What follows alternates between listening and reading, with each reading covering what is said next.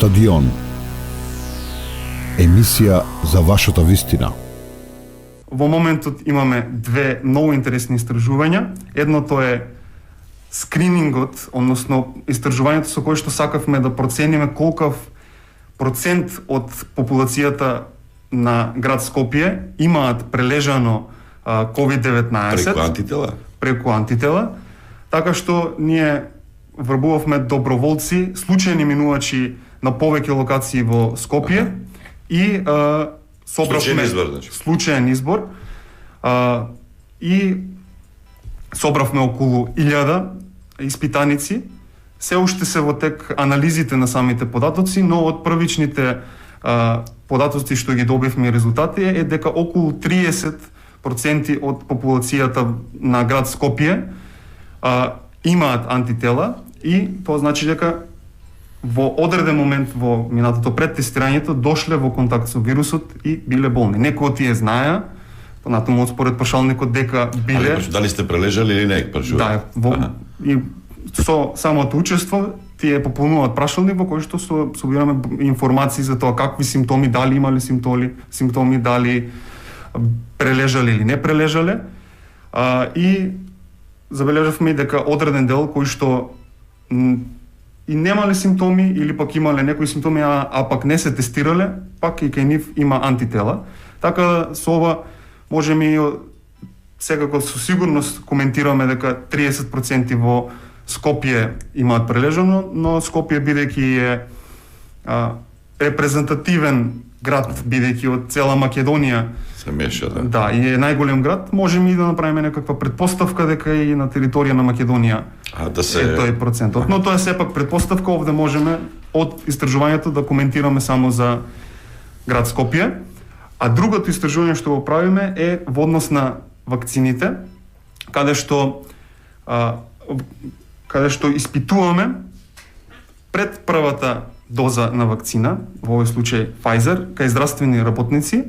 Пред првата доза ние испитуваме антитела и забележуваме кои од здравствените работници имаат антитела пред вакцинација, а кои немаат антитела пред првата доза. И понатаму втората точка на испитување е после првата доза и забележуваме колкава или дали постои разлика во однос на концентрацијата на антитела која што се создава или се појавува после првата доза. Почетно можеме да забележиме значителна разлика помеѓу концентрацијата на антитела помеѓу тие што прележале и тоест имаат антитела пред првата доза, отколку од тие кои што немаат антитела пред првата доза на вакцинација. Така да постои значителна разлика во корист на тие што имаат антитела пред првата доза. Значи, меѓутоа, сега се рачистува дилемата дали тие што имаат антитела треба да се вакцинираат или не треба да се вакцинираат. Затоа што читав некои информации, некои студии, а и професори и од Македонија и пошироко кои што зборуваат дека тоа не е никаков проблем, иако постојат одредени сознанија, меѓутоа не целосно потврдени дека можеби тие што имаат повеќе антитела и се вакцинираат, може да се случи да имаат одредени последици по-бубрези, меѓутоа тоа се покажало како непотврдена информација.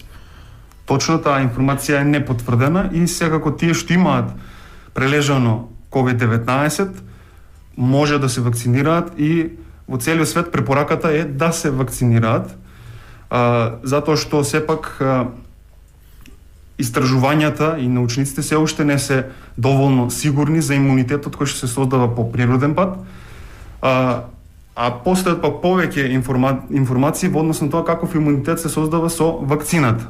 Сепак и тие што имат прележано, имаат одреден имунитет, се забележува дека после 8-9 месеци пак соодветно реагираат и се заштитени од коронавирусот, но сепак препораката е и тие да се вакцинираат. Штета од вакцинацијата секако нема да имаат, туку имунолошкиот систем пак ќе дојде во контакт со антигенот на коронавирусот, односно спајк протеинот и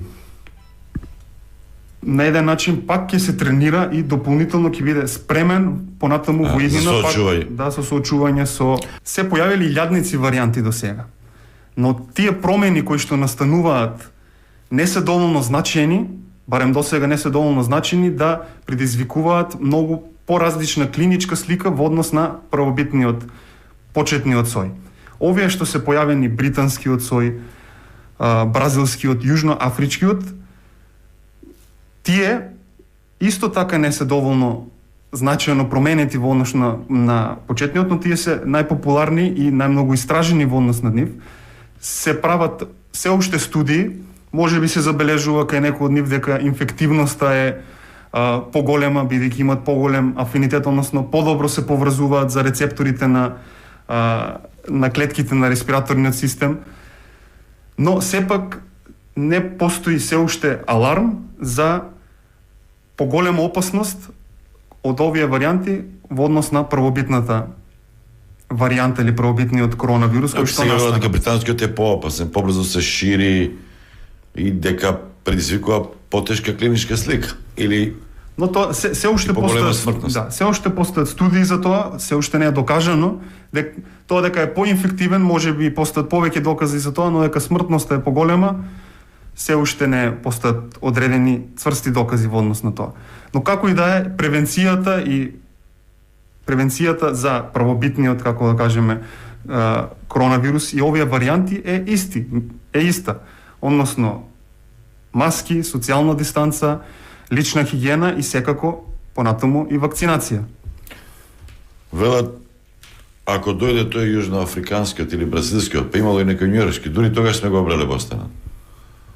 Тие се уште поопасни. Тоа е истиот одговор што го дадов од претходно. Значи, варијантите, промените кои што настана кај нив се уште не се доволно значени во однос на почетната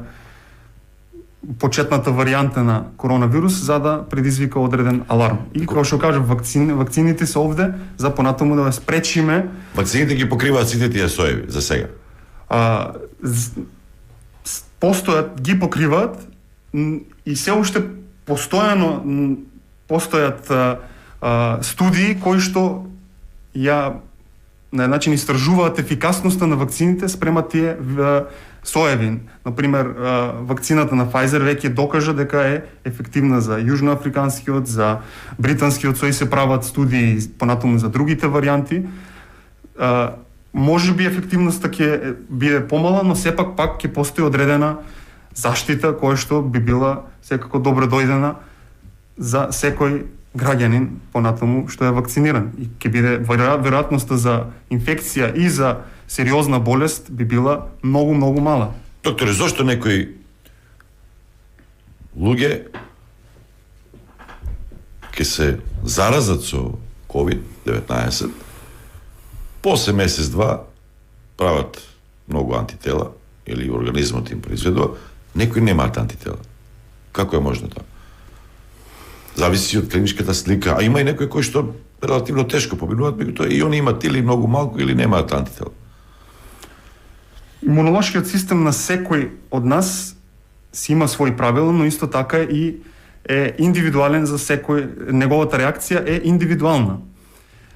И тоа зависи од повеќе фактори. Една е од општата состојба на самиот пациент или на таа индивидуа, понатаму вирусот и неговата понатаму инфективност, следно нешто се симптомите, условите во кои што се одвива целата ситуација, но во најголем дел од случаевите кај тие што биле позитивни, кои што имале симптоми, после испитување на антитела се забележува дека тие создале антитела. Тие ситуации каде што ретко не се создадени или не се забележуваат антителата се поретки и се исклучоци. Кај нив може би има и некои други фактори, например, почетно да не било инфекција со коронавирус, бидејќи год биле одма можело да не било, например, PCR тестот бил лажно позитивен.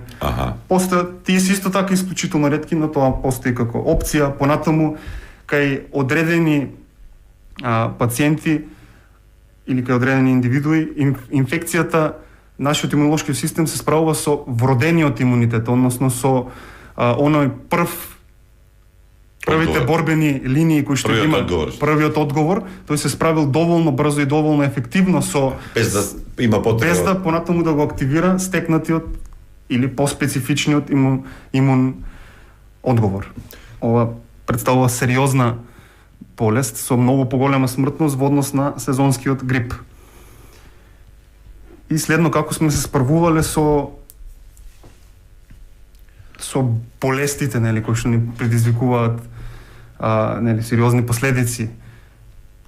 Се справуваме со помош на вакцините. Значи, ние сега од март до оваа година 12 месеци живееме во свет каде што постои вирус кон кој е нов и ние немаме имунолошки одговор кон него. Сега веќе е достапна вакцината, но не сме се уште сите вакцинирани и вака изгледа светот каде што ние живееме под сериозна опасност од инфекција, а и понатаму и од смртни случаи од COVID-19. Претходно ние со соодветни вакцини и слободата која што имавме на патување, на нормален живот е поради тоа што сме вакцинирани од сериозните болести во текот на нашето детство. Од грип секоја година кога се појавува нова варијанта на грип, вакцината постои и добар дел од нашето Се вакцинира. од тие што се од ризичната група се вакцинираат и се покажува дека е ефективна. И Забраните за AstraZeneca. пред неколку дена Европската агенција за лекови или Европската медицинска агенција направи истражување и објави дека бенефитот од вакцината во однос на ризикот од појавата на тие тромботични настани е многу поголем. Како што кажав, бенефитот е многу поголем отколку од ризикот. Проценката е дека појавата на овие тромботични појави и настани е 10 на 1 милион. Во општата популација појавата на тромботични настани, без разлика дали се вакцинирани или не вакцинирани, е 1 на 1000. А пак ризикот од инфекција од COVID-19, а понатаму и смртен исход од COVID-19 е 3 на 100. Така што бројките кажуваат сами по себе. Имаше информација, бенефитот. хрватскиот доктор Джикич го прочитав, вели повеќе има шанси тромбоза да добиете на пат поради долгото патување, притисок, не знам што, на пат од Европа до Австралија отколку од AstraZeneca. Како што ја кажав, преваленцата и ризикот од појава на тромботични Втора работа, вели, во однос на поголем е ризикот од тие што користат, значи кај жените, зашто кај нив се појавува, што користат контрацептивни средства, поголем е ризикот отколку од вакцината AstraZeneca. Така е, ризикот за појава на вакви несакани ефекти е минимален при вакцинација, е минимален, а бенефитот од вакцината за заштита од COVID-19 е докажана и е многу голема. Сите вакцини што поминале низ регулаторите, што поминале низ клиничките студии се безбедни и се ефикасни. Така да која било вакцина да биде достапна е безбедна и ефикасна. Така да изборот на вакцината и не е до толку важен, бидејќи секоја вакцина е безбедна и ефикасна. Нека одговорат зошто имам чувство на метал во носот непрекинато 10 дена ако вирусот е природен. Значи ова е доказ дека вирусот е вештачки. Ме интересира дали вирусот во овој момент се наоѓа во воздухот, ако е така, џабе носиме маски. Само еднаш да ја спуштиш маската и еднаш да земеш воздух, ќе се заразиш. Нели, господине? Начинот на инфекција или ризичните контакти најчесто представуваат подолг престој во затворени простории, каде што не се почитуваат мерките, поточно не се носат маски, не се почитува тоа растојание. И најчесто инфекциите настануваат на таков начин. Престојот на отворено, со почитување на мерките, ризикот за зараза е минимален. Така да потребно е подолго изложување, понатаму потребно е некој од нив да биде секако заразен и да не се почитуваат понатаму мерките и да не се користат маски. Тогаш би настанало заразување. А на отворено, кога се почитуваат мерките, ризикот не е минимален во однос на Нека каже господинот генетичар за антителата. Дали може од нив, од тие да се направи вакцина? Вакцина од вирус се прави или? Антителата се користат, например, таа конвалесцентната плазма, антителата се користат понатаму за во лекувањето или пак се создаваат со помош на со одредена технологија точно тие моноклонални антитела кои што се точно насочени кон коронавирусот и се даваат како лек, а инаку вакцината се создава на друг начин. Така што информацијата за тој спајк протеинот се вметнува во различни транспортери и се нашиот имун систем тоа го препознава и понатаму се учи како да се справува понатаму со коронавирусот. Прашање за докторот, зошто AstraZeneca се препорачува над 60 години, а не под 60, кога старите и така се поподложни кон тромботични инциденти. Имаме нов момент, каде беше во Британија или под 30 не се препорачува, така последната информација. Препораката на Европската агенција за лекови е, како што кажа, дека бенефитот е многу поголем во однос на ризикот и дека секоја држава треба според своите видувања и своите размислувања да донесе одлука како би вакцинирале. Нивната препорака е дека не постои сериозен ризик од вакцината и дека бенефитот е многу поголем. Во Македонија одговорните одлучија дека тоа да би било над 60 години и нивната одлука треба да се почитува. Например, кратко да одговорите за тие што се со пореметена тироидна жлеза. Има ли опасност за вакцината? Заболување на тироидната жлеза не представува контраиндикација за вакцинација и ако имаат желба за вакцинација, треба секако можат да се вакцинираат. И не представува никаква контраиндикација. Медицински шок, како се вика? Дали тие кои што имаат проблем со алергични?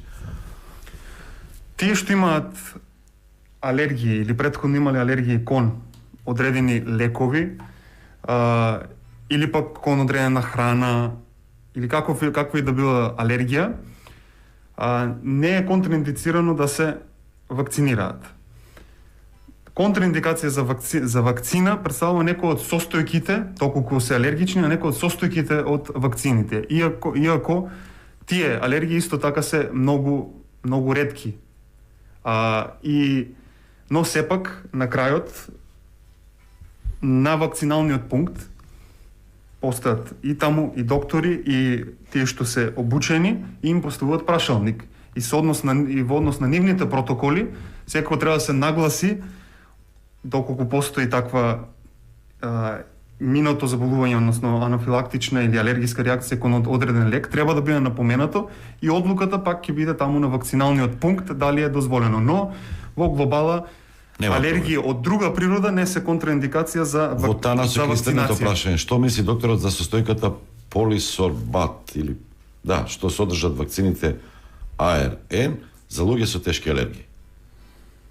Пак истиот одговор е доколку претходно е документирана некаква алергија кон некој од состојките на вакцината, како што е полисорбат или полиетиленгликол, тогаш не треба да се вакцинираат. Но појавата и инциденцијата на такви алергии е исклучително ретка и треба секако да се напомене доколку постои такво нешто.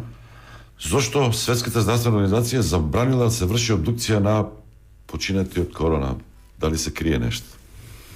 Таква информација до сега немам прочитано и најверојатно не е вистината. Докторе, дали AstraZeneca штити од мутантите од COVID-19 или мора друга вакцина за нив да се земе? До сегашните вакцини и испитувањата укажуваат дека поголем дел од вакцините се ефикасни кон новите варијанти, но производителите постојано прават студии кон значајните варијанти кои што се појавуваат и ја забележуваат нивната ефикасност. До сега не постојат одредени објавени докази кои што укажуваат дека ефикасноста кон новите варијанти е намалена, можеби до одреден степен, но во следните неколку сигурно во неколку месеци ќе се дознае дали постои одредена Дали со намалена ефикасност дали со кон антитела од тие нови варијанти. 7,5 треба да се вакцинира прележен од ковид пред 4 месеци? Може да одговор? повторите, не го слушнав баш. Дали со антитела од 7,5 прележен од коронавирус пред 4 месеци треба да се вакцинира? Секако може да се вакцинира. Тоа што прележал COVID-19 има антитела, не е контраиндикација за вакцинацијата и доколку сака може да се вакцинира, а и препораката и тие што имат прележано дека треба да се вакцинираат, како што напомена и колегата Кунгуловски. Понатаму тоа е нов контакт со и ново активирање на имунолошкиот систем, што дополнително би било во полза на самиот пациент или тој што се вакцинира. Цитокинската бура се лекува со медикаменти за артритис, прашајте го докторот.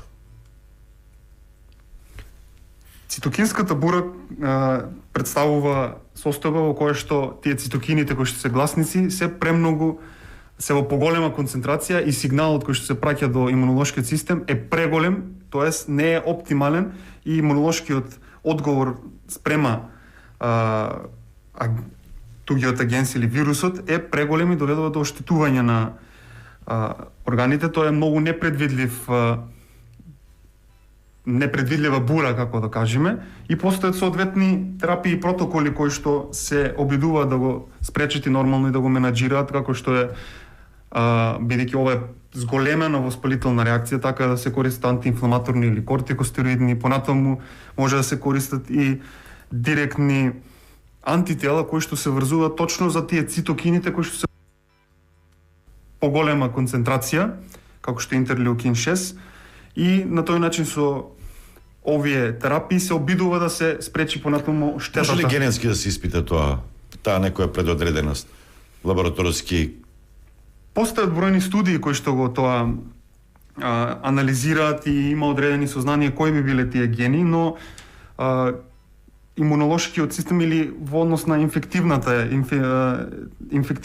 природа на оваа болест, тоа е многу комплексно и повеќе фактори доведуваат до понатаму појавата на такви на таква цитокинска бура, така да зависи од инфектот, од вирусот, од моменталната состојба, а анализите за такво генетско испитување се уште не се влезени во рутина, не се толку едноставни и економски исплатливи за да се применуваат кај секој пациент. Самите информации што се добиваат од тоа треба да имат некое клиничко значење кое што понатаму би можело да се дејствува врз. Дали да се вакцинирам со прележан Жилијан-Баре синдром пред 7 месеци? Прележан Жилијан-Баре или Жилијан-Баре, секако тие не биле влезени во клиничките студии досега за испитување на ефикасноста на вакцината, но се претпоставува дека поврзаноста помеѓу Жилијан-Баре и вакцината не постои или е многу ретка и не представува контраиндикација за вакцинација, така да доколку исто така има желба слушателот би можел да се вакцинира со Доктор Милановски, завршуваме. вакцината. Вие носите маска, значи ги почитувате протоколите, а вакцинирани сте со двете дози. Да. Pfizer, Да, така. така. Колку време помина? Па 2 недели. Имате антитела? Да. Колку антитела прават вакцините или за колку време? Со тоа да завршиме. Па сепак пак и тоа е одговорот е одличен. Важниот момент е дека како што напомнав, секој индивидуа си реагира на собствен начин. Така да што важно е да се создадат тие антитела, концентрацијата не е толку важна, бидејќи во следниот момент кога ќе дојдеме во контакт со вирусот, тој повторно се активира со помош на така наречените мемориски клетки и концентрацијата би се покачила. И следен момент е за почитувањето на мерките. Значи тие што се вакцинирани, секако и што имат прележно. Колку дена треба да бидат повнимателни така? Треба После да бидат првата доза, например, и тоа е прашање. треба да бидат Да се внимателни. чуваат, ти може да се заразат, без разлика. Тоа секако. И после вакцинирањето треба да се почитуваат мерките, бидејќи сега веројатноста за зараза, а понатаму и за смртни случаи, како што кажа, е многу мала во однос на тешка болест и смртни е 100% заштита, но сепак се додека трае пандемијата и се додека епидемиолошката состојба не е подобрена, треба да се почитуваат мерките и понатаму треба да се носат маски, да се држи дистанца, се додека епидемиолошката, кугната, општествената состојба не е на ниво, бидејќи сепак со тоа и представуваме пример дека треба да се почитуваат мерките, но и ги заштитуваме тие што се уште не се вакцинирани. И тоа уште не е расчистено, допрва ќе треба колку ќе трае една вакцина. Незиното. Дали еднаш треба да се вакцинира или сезонски? Доктор Куковски рече најверојатно сезонски. Тоа се претпоставки, можеби ќе биде така, но во однос на сегашните податоци од студиите од претходната година за, например, за вакцината Pfizer, во кој што учествува 20-30 илјади испитаници, после 8 месеци се направило на истите испитаници се направило пак проверка и се забележало дека резултатите после 8 месеци се исти како и почетно. Нема промена, значи не паднале. Да, така да ефикасноста на вакцината се забележува, тоест во однос во однос на дали се инфицирани и понатаму, нели, во однос на болест и најтешки случаи. Така да 8 месеци веќе е докажано дека има, исто така и со тие што имаат прележано после 7-8 месеци исто така се докажува дека кај поголем дел од нив отпорни се. Постои имунитет.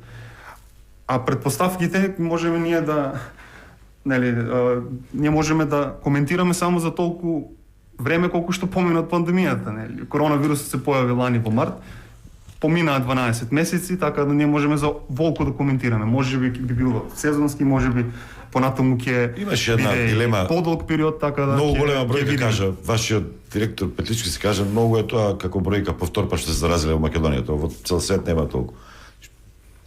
И тоа е многу точно, таа бројка е преголема, бидејќи на светски рамки реинфекциите се исклучително ретки. За да се докаже реинфекција, дека кај нас има над 100 колку. Да, за да се докаже реинфекција потребно е, како што коментираат и нели колегите, сериозна наука во која што првиот примерок, првиот PCR позитивен тест треба да се секвенционира, да се види точно кој сој бил тогаш, понатаму новиот позитивен тест и тој треба пак да се анализира и да се направат компарации. Како и да е, заклучокот ова е дека реинфекциите се исклучително ретки, исклучително ретки. Луѓе кои што прележеле ретко се разболеле во овој период барем. А и доколку се случи такво нешто, веројатноста за сериозна болест е многу помала од почетокот. Стадион. Емисија за вашата вистина.